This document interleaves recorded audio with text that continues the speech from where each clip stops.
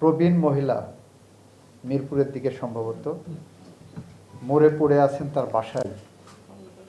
তার সন্তানেরা বড় কর্মকর্তা, সম্ভবত একজন বুয়েটের শিক্ষক।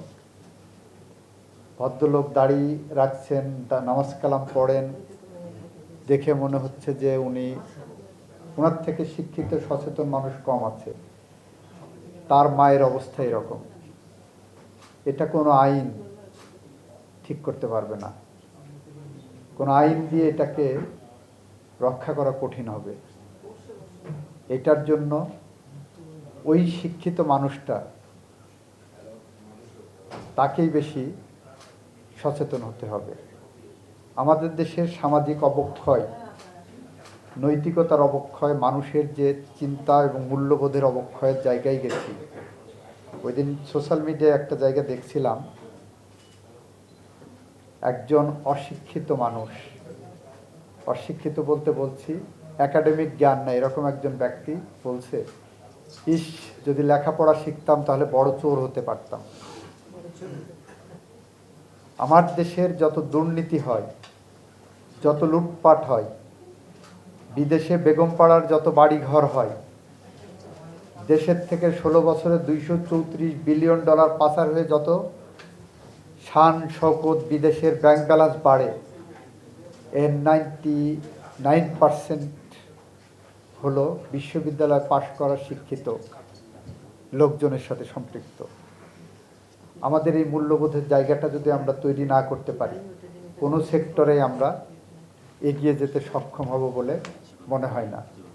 ফলে আপনারা যারা এই দায়িত্ব নিয়েছেন, আপনারা সামাজিক সচেতনতা বৃদ্ধির জন্য যা কিছু করণীয় করেন, সরকারের পক্ষ থেকে পলিসি লেভেল এবং আইন প্রণয়নের ক্ষেত্রে যতটা ভূমিকা রাখা দরকার আমরা রাখার চেষ্টা করব। আপনারা বলেছেন 2013 সালের পিতামাতার ভরণ পোষণ আইন এবং যার একটি বিধিমালা আছে 2023 সালের। এই দুইটা আইনের কি সংশোধনী প্রয়োজন, আপনারা যেহেতু ওয়ার্ক করেন, আপনারা সেই সংশোধনীগুলো আমাদেরকে প্রস্তাব আকারে দেন। আপনারা প্রস্তাব আকারে দেন, দেখেন আমরা সেটাকে নিয়ে কতটুকু এগোতে পারি। যদি আমাদেরকে বলেন, আমরা শুনে যাব, বলে যাব, তারপর যে 1001টা ঝামেলার মধ্যে এটা হারিয়ে যাবে। আপনার সুনির্দিষ্ট বিল আকারে আমাদের প্রস্তাবনা দেন, আমরা সেইটা বিচার বিশ্লেষণ করে নিশ্চয়ই এটা সামনের দিকে এগিয়ে নিয়ে যাব। কারণ এগুলো সমাজ সচেতনতামূলক কাজ এবং মানবাধিকারের অন্যতম একটি অংশ হিসাবে আমরা দেখতে পারি। আপনারা দেখেছেন এবারের বাজেটে প্রথমবারের মতো প্রবীণদেরকে চিন্তায় এনে 65 বছরের বেশি যাদের বয়স, তাদের রেল ভাড়া ফ্রি করে দেওয়া হয়েছে। মেট্রো রেলের ক্ষেত্রে 25% ছাড় দেওয়া হয়েছে। আগে 650 টাকা পেতেন, যদিও আমি মনে করি এখন 700 টাকা কিছুই না, এটা 50 টাকা বাড়ানো হয়েছে প্রবীণদের জন্য। এবারের বাজেটে 90 বছরের বেশি বয়স যাদের, তাদের জন্য ভাতা 1000 টাকা করা হয়েছে। এর বাইরেও আমরা সোশ্যাল সেফটি নেটের মধ্যে যেগুলো এনেছি, প্রত্যেকটা বাংলাদেশে 4 কোটির মতো পরিবার আছে, প্রত্যেক পরিবারের আমরা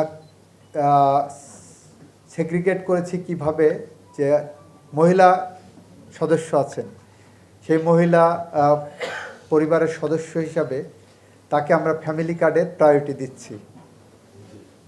যিনি চাকরি করছেন ওনারা হয়তো পাবেন না, কিন্তু যে চাকরি করছেন না, বাসায় গৃহকর্ত্রী, উনি বয়স্ক হতে পারেন, তার জন্য আমরা প্রতি মাসে 2500 টাকা করে ফ্যামিলি কার্ডের আওতায় সরকারের জায়গা থেকে ওনাদের মন্ত্রণালয় এটা নিয়ে এসছে। এটা গভর্নমেন্টের একটা সমন্বিত প্রকল্প। কৃষক যারা আছেন, কৃষকদের জন্য আমরা কৃষি কার্ড দিচ্ছি। আপনাদের প্রস্তাব আসছে প্রবীণ কার্ড দেওয়ার বিষয়ে, নিশ্চয় ওনাদের মন্ত্রণালয় বিবেচনা করবে। বিষয়টা আমি সামনের দিকে নিয়ে আসার চেষ্টা করব।